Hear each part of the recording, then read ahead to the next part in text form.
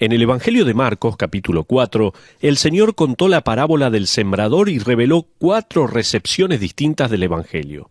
Estamos ya dispuestos a seguir estudiando la maravillosa palabra de Dios aquí en Sabiduría para el Corazón. Gracias por acompañarnos.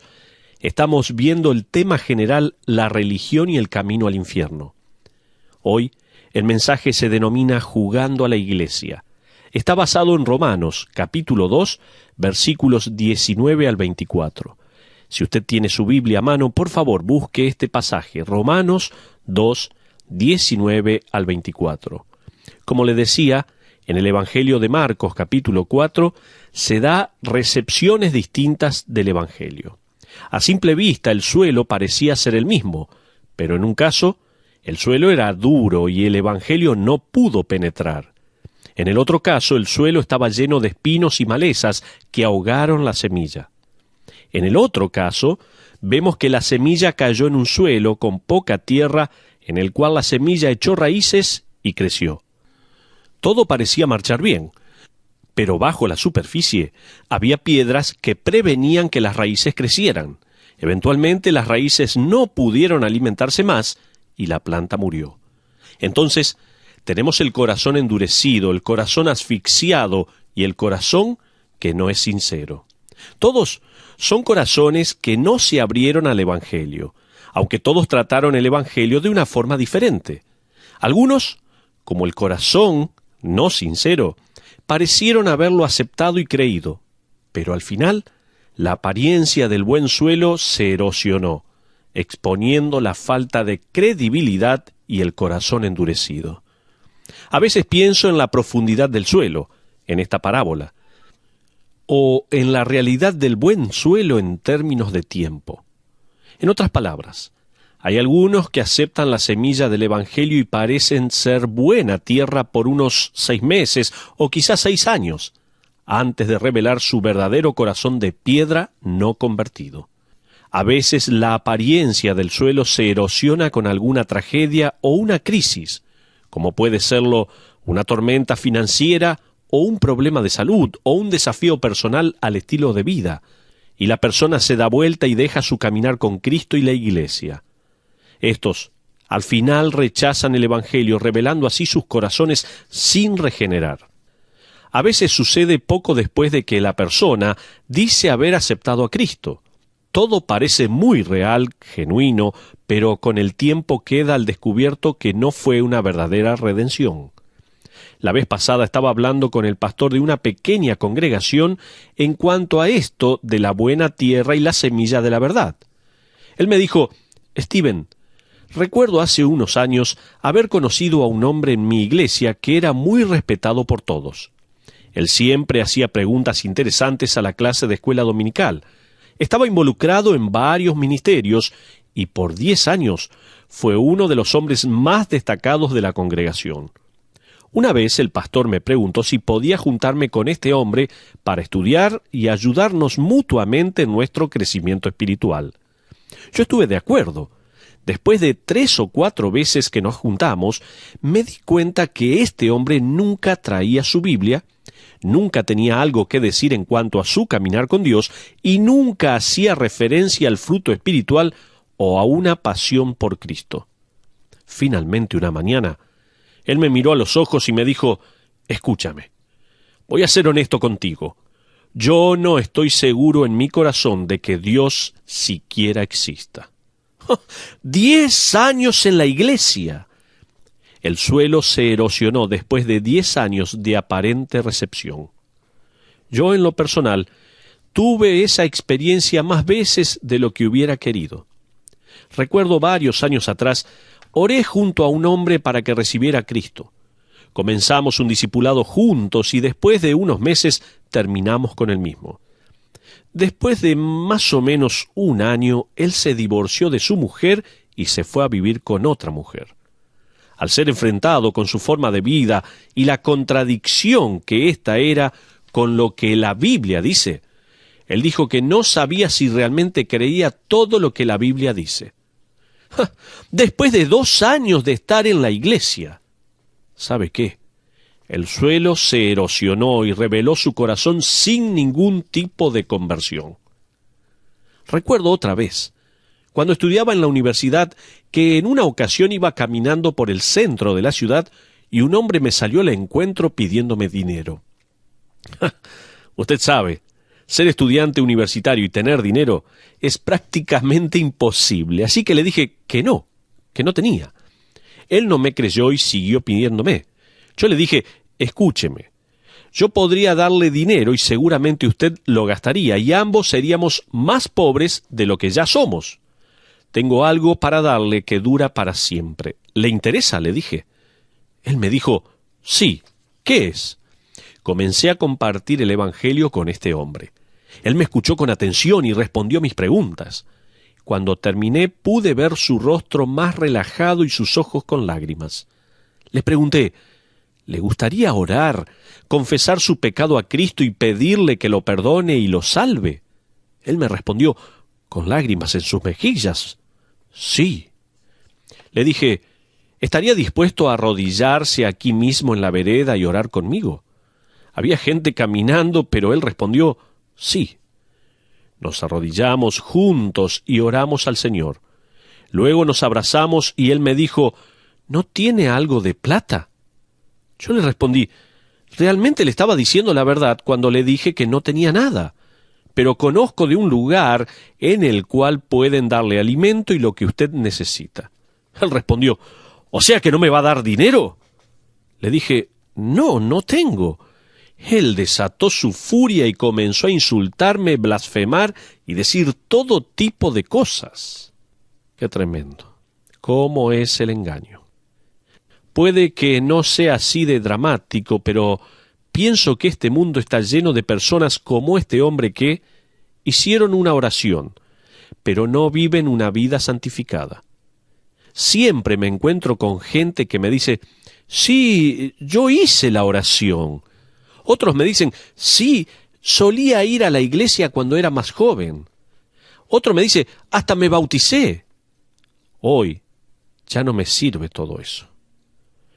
Puede que hayan tenido 10 años, 2 años o 5 minutos de buena tierra, pero ésta erosionó y dejó al descubierto que sus corazones no fueron receptivos.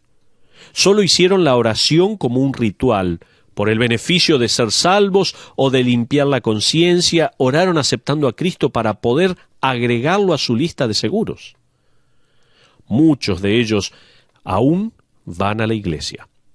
Pero si uno mira más allá de la superficie, descubrirá que la iglesia para ellos es un lugar en el cual pueden pasar tarjetas de negocios, conseguir nuevos clientes o mejorar su reputación.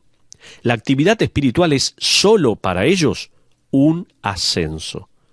Hasta la oración es para ellos una manera de adquirir lo que no tienen. Juegan a la iglesia, pero no son cristianos. ¿Le quedó claro esto? Juegan a la iglesia, pero no son cristianos.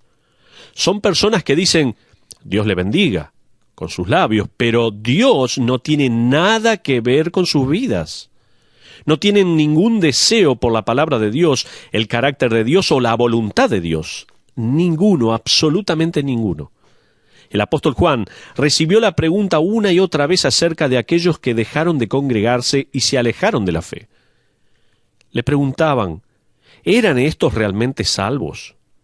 Juan, bajo inspiración divina, respondió en Primera de Juan, capítulo 2, versículo 19, de esta manera. Salieron de nosotros, pero no eran de nosotros, porque si hubiesen sido de nosotros, habrían permanecido con nosotros, pero salieron para que se manifestase que no todos son de nosotros. Eventualmente, la realidad del verdadero cristianismo o el jugar a la iglesia queda expuesta.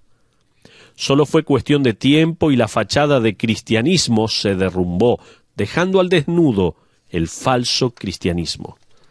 Amigos, hay una vasta diferencia entre el cristianismo y el ir a la iglesia. Una persona que va a la iglesia y un cristiano son dos razas totalmente diferentes. Uno es religioso, el otro es redimido. Ambos son sinceros, pero uno solo es salvo. Ambos ejercitan en cierta forma la religión, pero solo uno fue realmente redimido. El apóstol Juan escribió lo siguiente en Primera de Juan, capítulo 2, versículos 4 al 6, que voy a leer.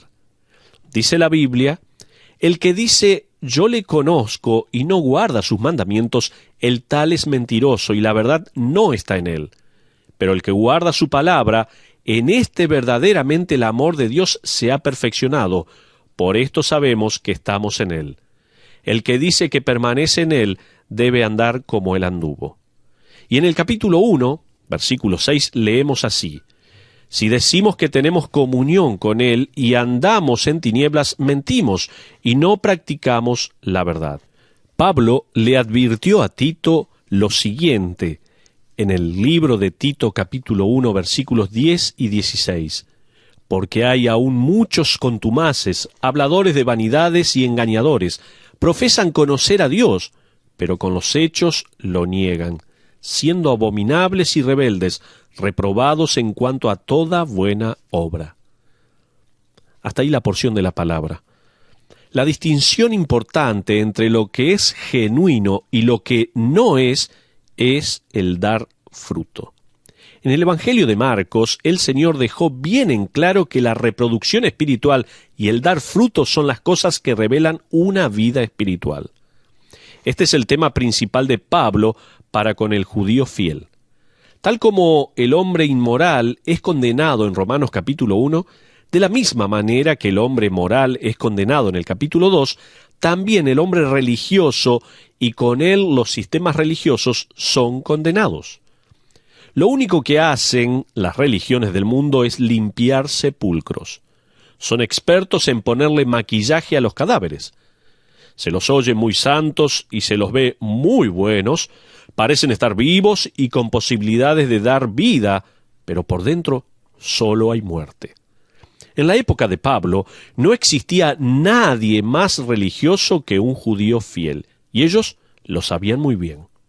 Ellos pensaban que si alguien podía obtener el visto bueno de Dios y la seguridad del paraíso, serían ellos. Hay miles, si no millones de personas en la actualidad que se sienten seguros ante Dios. ¿Por qué? Porque dicen ser cristianos a causa de su dedicación a la ley, a causa de su respeto por Dios, a causa de su conocimiento especial de la voluntad de Dios y porque comprenden lo básico de cada historia bíblica. Saben de Noé, escucharon acerca de Elías y creen en un futuro cielo e infierno. Saben la diferencia entre el Antiguo y el Nuevo Testamento y hasta pueden recitar Juan 3:16 de memoria.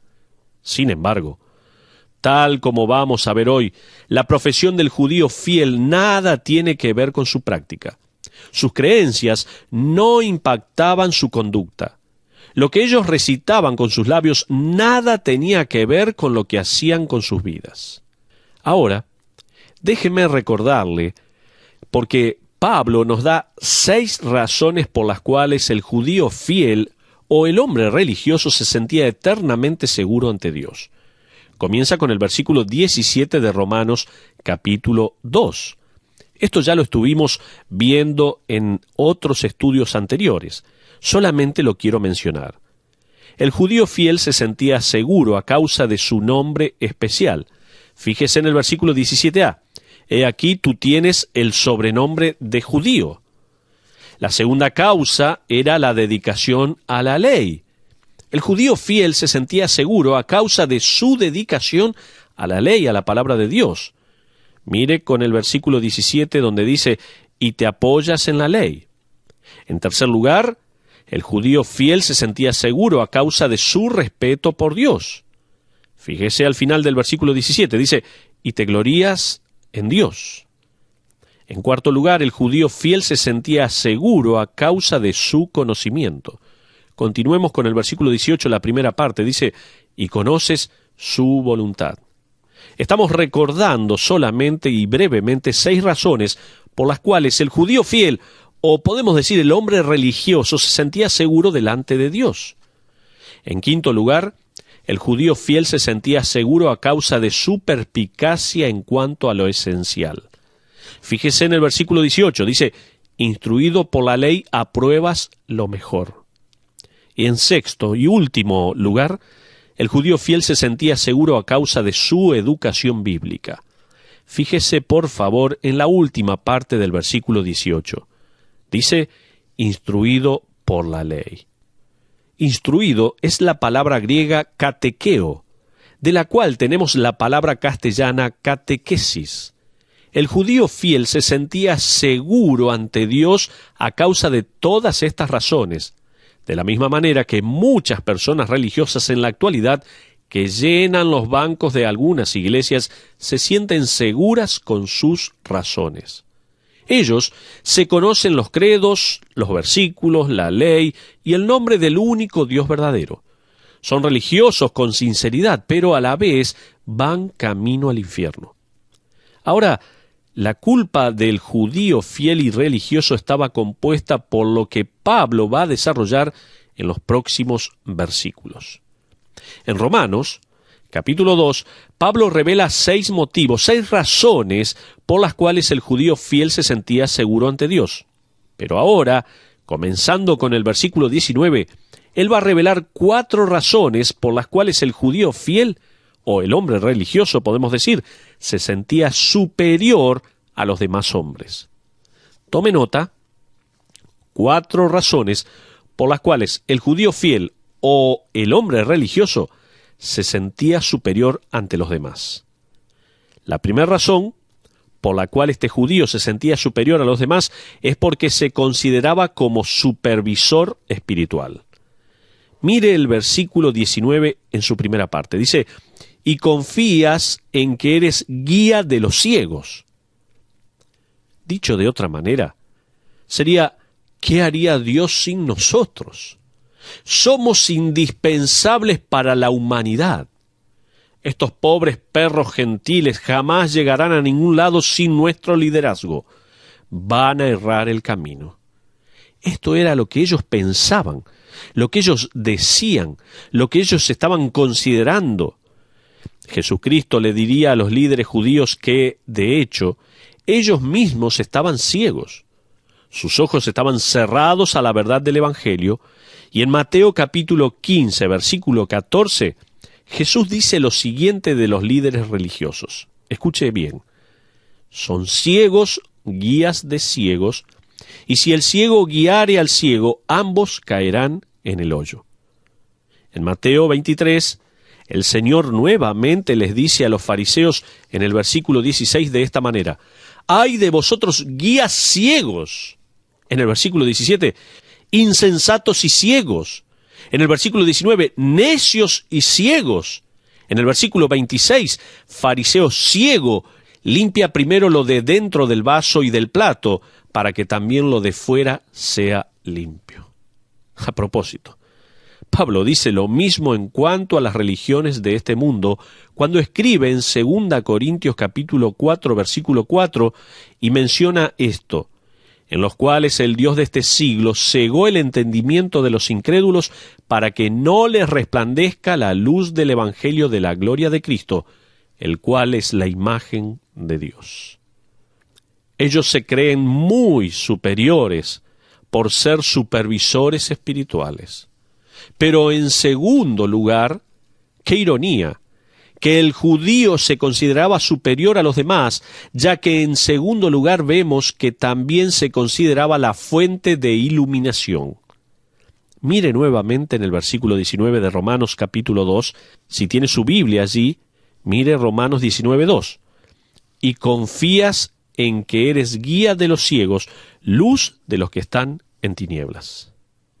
Es verdad que por medio de la nación judía, Dios dio los profetas al mundo, el libro de los Salmos, los Cantares y el Mesías, nacido de una virgen. Por medio de esta nación, Dios prometió en Isaías 42, versículo 6, que el mundo recibiría una luz. Israel sería luz de las naciones.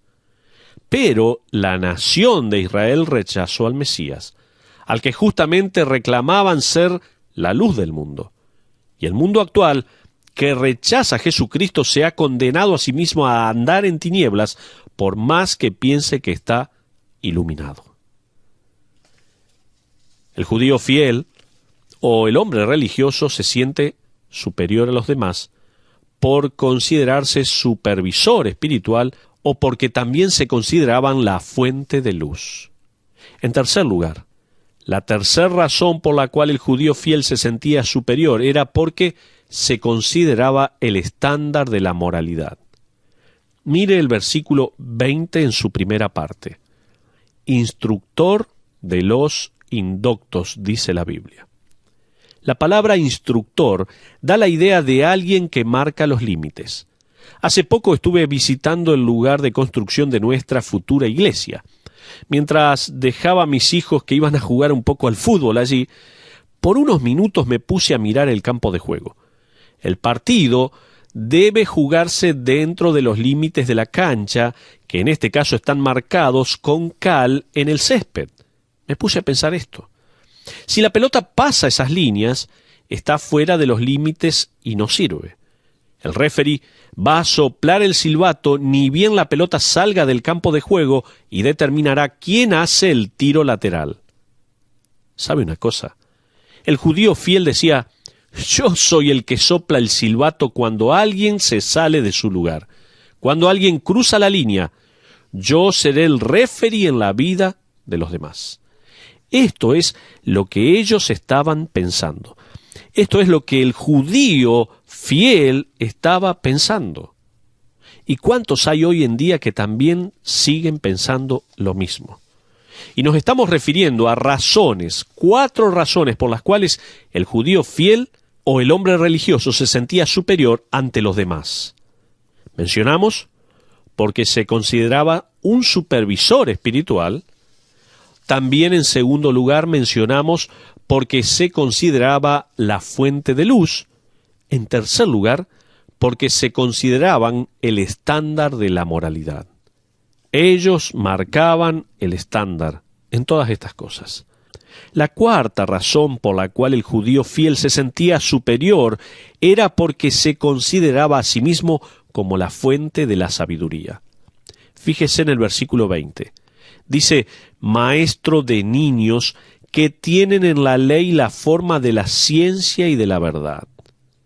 La palabra niño allí se refiere a un gentil convertido al judaísmo. Nosotros nos referimos a estos individuos como temerosos de Dios o prosélitos gentiles.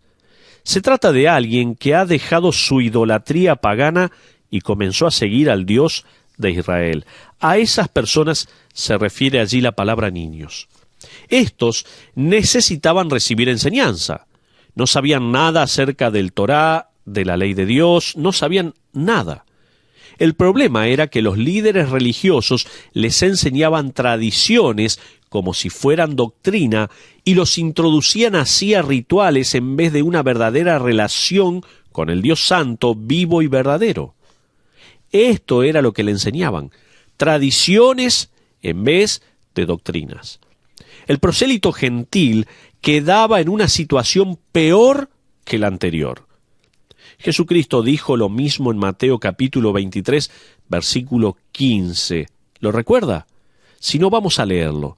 Dice: «Ay de vosotros, escribas y fariseos, hipócritas, porque recorréis mar y tierra para ser un prosélito, y una vez hecho, le hacéis 2 veces más hijo del infierno que vosotros».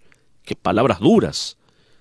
¿Cuántas personas en este mundo hoy consideran que son superiores a los demás por el simple hecho que conocen la verdad acerca de la Biblia, conocen la ley de Dios, enseñan una clase de escuela dominical, se preocupan por cuán mal van las cosas en el mundo, conocen los estándares de moralidad, pero en realidad no conocen a Dios? Son religiosos, pero no han sido redimidos. ¿Escuchó?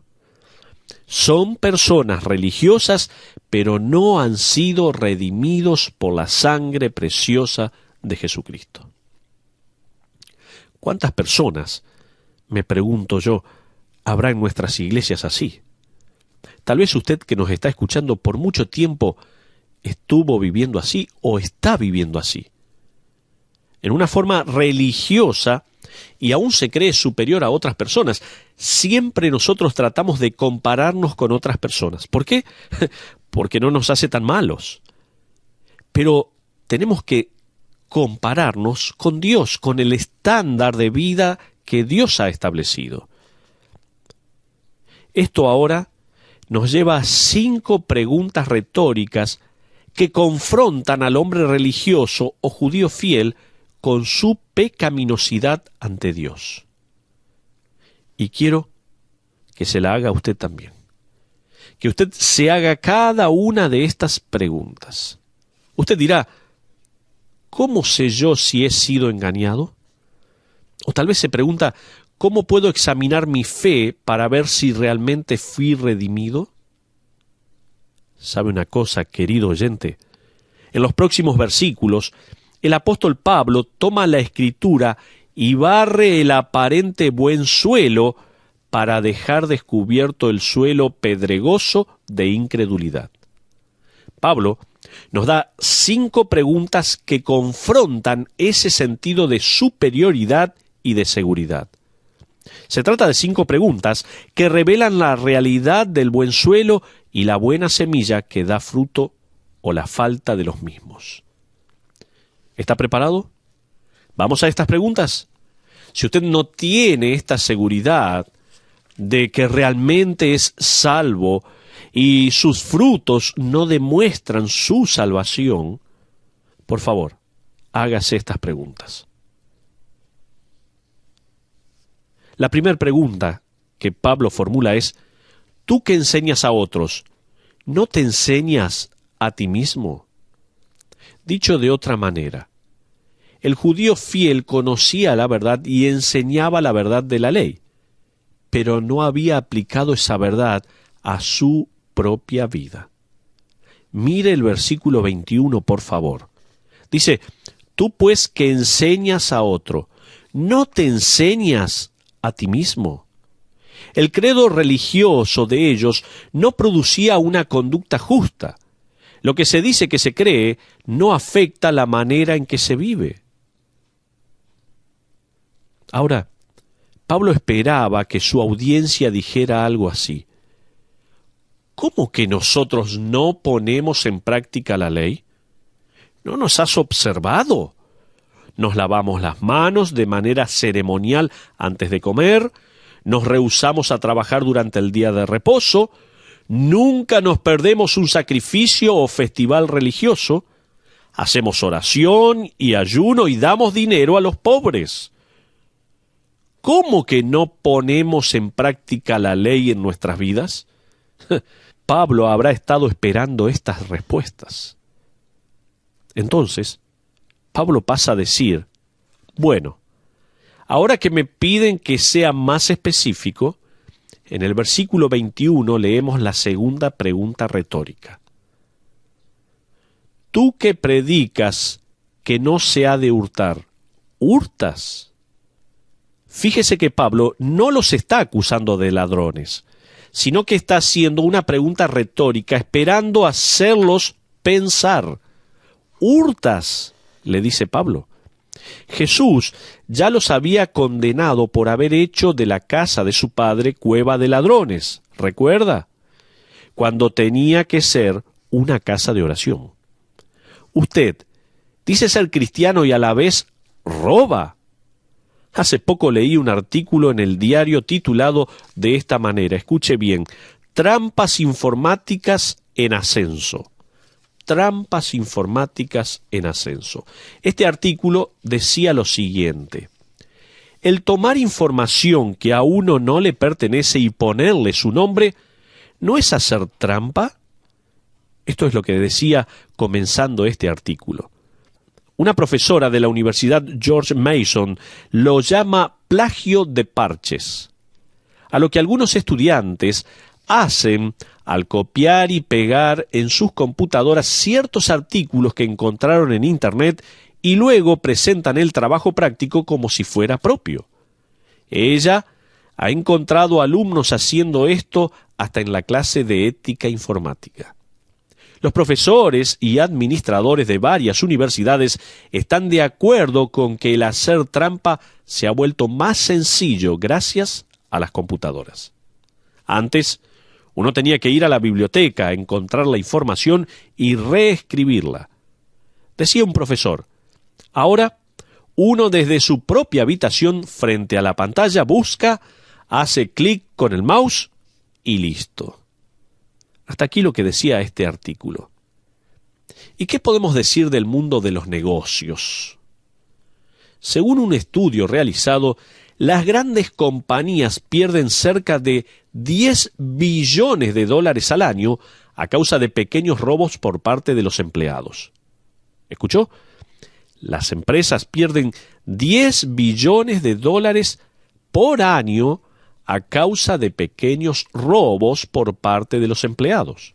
Esto va desde una lapicera hasta software y reportes de ventas totalmente falsos. 2 billones de dólares se pierden en las tiendas a causa de robos por parte de los empleados. Le pregunto, ¿cuál es la diferencia entre una persona religiosa y un verdadero creyente? Pablo parece creer, y luego lo dice bajo inspiración del Espíritu Santo, que la honestidad es una de las cosas que los diferencia. Un incrédulo puede decir una mentira para salirse con la suya. Un creyente va a decir la verdad por más que le cueste el puesto. Entonces, el hombre religioso, primero, no ha aplicado la verdad a su propia vida y, en segundo lugar, no ha desarrollado la cualidad de ser honesto. Tal vez usted nos está sintonizando en este momento. Estoy mencionando a partir de 5 preguntas retóricas que confrontan al hombre religioso o al judío fiel con su pecaminosidad ante Dios. Y es lo que está haciendo el apóstol Pablo a través del libro de Romanos en su capítulo 2, versículo 21 en adelante. Dijimos que la primera pregunta retórica es, ¿tú que enseñas a otros, no te enseñas a ti mismo? La segunda pregunta era, ¿tú que predicas que no se ha de hurtar, hurtas? Y la tercera pregunta retórica que nos tenemos que hacer es, en tercer lugar, el hombre que simplemente es religioso va a hablar de cómo el pecado sexual es malo, pero no tendrá un corazón puro. Pablo continúa preguntando en este versículo 22, ¿tú que dices que no se ha de adulterar, adulteras? ¿Adulteras? Pablo le escribió lo siguiente a los creyentes en Éfeso, en el capítulo 4, versículos 17 al 22. Yo lo voy a leer. Dice, esto pues digo y requiero en el Señor, que ya no andéis como los otros gentiles que andan en la vanidad de su mente, teniendo el entendimiento entenebrecido, ajenos de la vida de Dios por la ignorancia que en ellos hay, por la dureza de su corazón, los cuales, después que perdieron toda sensibilidad, se entregaron a la lascivia para cometer con avidez toda clase de impureza. Mas vosotros no habéis aprendido así a Cristo, si en verdad le habéis oído y habéis sido por él enseñados, conforme a la verdad que está en Jesús. En cuanto a la pasada manera de vivir, despojaos del viejo hombre que está viciado conforme a los deseos engañosos. Hasta ahí la porción de Efesios, capítulo 4, versículo 17 al 22. Dicho de otra manera, una de las características del mundo incrédulo es su abandono a las prácticas sexuales y su libertinaje. Este mundo da vueltas alrededor de lo sensual, de lo físico. Usted lo ha visto y probablemente, tal como me pasó a mí, está anestesiado con el hecho de que todo, desde un auto hasta una bebida, se vende atrayendo a la gente con el sexo. Todo, absolutamente todo. A veces no tienen nada que ver los artículos que se venden, pero todo se coloca con el sexo. La Biblia llama a las relaciones sexuales de un individuo casado que es infiel a su cónyuge adulterio. No las llama relación casual, no, las llama adulterio. también llama al pecado sexual entre dos personas que no son casadas fornicación. No lo llama experimentar como lo hacen hoy en día, o algo que está bien si es hecho con amor. No, es fornicación. Ahora permítame que le mencione algo. J. Allen Peterson escribió lo siguiente en su libro titulado El mito del césped más verde. Un título muy interesante. Un llamado a la integridad sexual, dice él, y la fidelidad es como una voz solitaria clamando en el desierto de la actualidad. Lo que en una época cargaba con la culpa o el estigma o la vergüenza, ahora es una aventura llena de misterio, emoción y fascinación. ¿Cómo cambiaron las cosas, no? Lo que antes era detrás de escena, ahora está en los titulares o es el tema de una película o de un bestseller. Pasó a ser tan común como un resfrío. Esto es lo que dice J. Allen Peterson. ¿Y cuánta realidad hay en estas palabras? Si los líderes religiosos le hubieran dicho a Pablo, nunca hemos cometido el acto de adulterio, él les hubiera recordado que el Señor Jesucristo dijo en Mateo 5:28, pero yo os digo que cualquiera que mira a una mujer para codiciarla, ya adulteró con ella en su corazón. En otras palabras, él sugiere que hay una línea que uno puede cruzar entre una simple mirada y una fantasía en el corazón de pecar. Un autor escribió lo siguiente al respecto. Está muy bueno. Escuche, podríamos definir la línea entre la tentación, que no es pecado, y el deseo, que es pecado, de esta manera. El deseo es el que concibe un plan para poseer. Cuando una mirada se transforma en deseo, uno se ha pasado de la raya. El adulterio en el corazón es ese deseo que mentalmente se transforma en fantasía. El adulterio carnal es el que lleva a cabo esa fantasía. ¿Lo entendió? Es un muy buen concepto. Por eso lo quiero repetir una vez más.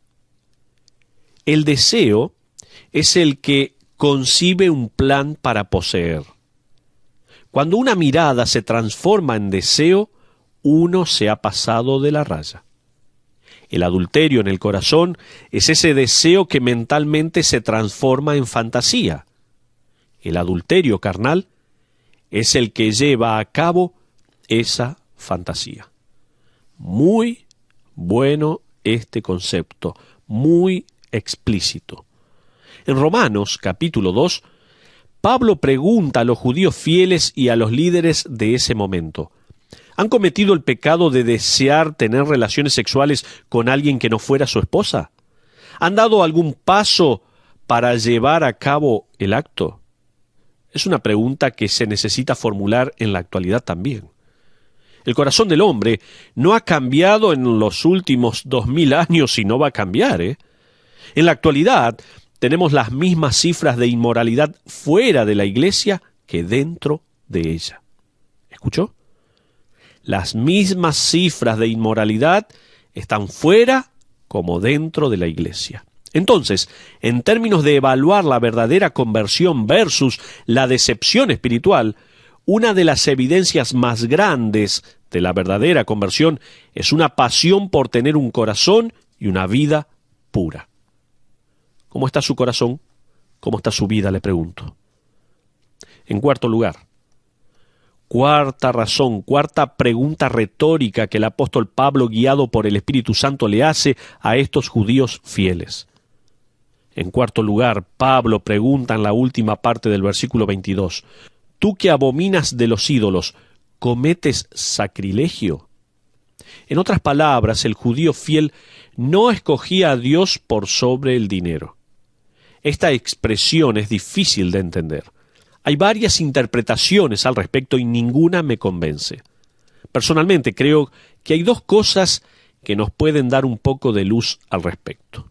La primera, El primero es un versículo de Deuteronomio capítulo 7, versículo 25, donde Dios le advierte al israelita acerca del oro, la plata y los dioses hechos por las naciones idólatras que los estaban rodeando. Dios les manda lo siguiente, escuche, Deuteronomio capítulo 7, versículo 25. Las esculturas de sus dioses quemarás en el fuego, no codiciarás plata ni oro de ellas para tomarlo para ti, para que no tropieces en ello, pues es abominación de Jehová tu Dios. Si bien los israelitas no pensarían en postrarse ante imágenes de oro, a ellos les encantaría poder apoderarse del oro. Pero el tocar el ídolo era, según la ley, algo que los profanaría, así que tenían que abstenerse de los ídolos. La segunda cosa, que nos da un poco de perspectiva, es un comentario de Flavio Josefo, el famoso historiador judío que escribió esto. Que nadie blasfeme a esos dioses que los extranjeros tienen en estima, ni nadie robe lo que pertenece a templos extraños, ni quiten los obsequios dados a ningún dios. Lo que estaba sucediendo, creo yo, tiene dos partes. Primero, los judíos estaban usando ídolos como materiales, posiblemente derritiéndolos y utilizando el oro o la plata para sus propias cuentas bancarias, más allá de que si era sacrilegio o no. Y en segundo lugar, estaban traficando bienes de templos paganos, robando cosas ofrecidas a los ídolos y vendiéndolas en las comunidades judías para ganancia propia. Esto es lo que creo que estaba ocurriendo. Era una cuestión de comercio sobre ética. Al final, el dinero era más importante que Dios. Una de las marcas del incrédulo es que cuando tiene que tomar una decisión, dinero o Dios, negocio o la fe, carrera o integridad, el dinero, los negocios, la avaricia y el materialismo van a identificar al corazón egoísta y sin convertir. Fíjese en sus cuentas. ¿Cuánto ha dado para la obra de Cristo y para las misiones? Le pregunto. ¿Cuánto se ha quedado para usted? Pablo dice que sus cuentas son unas de las características que lo distinguen de entre los incrédulos. Amigo, espero que se haga estas preguntas. Solo usted y Dios saben la respuesta. Sus respuestas pueden revelar que su suelo solo tiene 2 centímetros de profundidad. Pueden demostrar que algún día ese suelo, de buen parecer, religioso y aparentemente fértil, se erosione, dejando expuesta su incredulidad. Puede que esto suceda luego de alguna crisis, alguna confrontación, alguna decisión importante que tenga que tomar, alguna prueba difícil, y usted a causa de eso le dé la espalda a Dios y deje de lado cualquier aparente relación con Cristo. Quedará en claro para el mundo que usted estuvo involucrado en la religión, en ir a la iglesia. Usted era religioso, pero no redimido, y está rumbo al infierno. Pastor, me dirá alguno, ¿está tratando que yo cuestione la sinceridad de mi fe? Sí, le voy a responder. ¿Está tratando que cuestione mi salvación? Sí. ¿Está tratando de despertar mi conciencia y revelar el potencial de un autoengaño? Sí. La respuesta es sí. Eso es lo que estoy tratando de hacer. El apóstol Pablo dijo en 2 Corintios capítulo 13, versículo 5, que debemos examinarnos a vosotros mismos si estáis en la fe, probaos a vosotros mismos. Eso es exactamente lo que está haciendo en Romanos capítulo 2, con el mundo religioso de su época. Los está desafiando a responder la pregunta más importante que jamás se le pueda hacer. ¿Cuál es? ¿Está viviendo una mentira? ¿Es usted un simple religioso o ha sido redimido? Por favor, por amor a usted le ruego, hágase estas preguntas y sea muy sincero o sincera en la respuesta. La quinta pregunta la vamos a dejar para nuestro próximo programa, porque se nos acabó el tiempo. Será hasta la próxima vez aquí, en Sabiduría para el Corazón.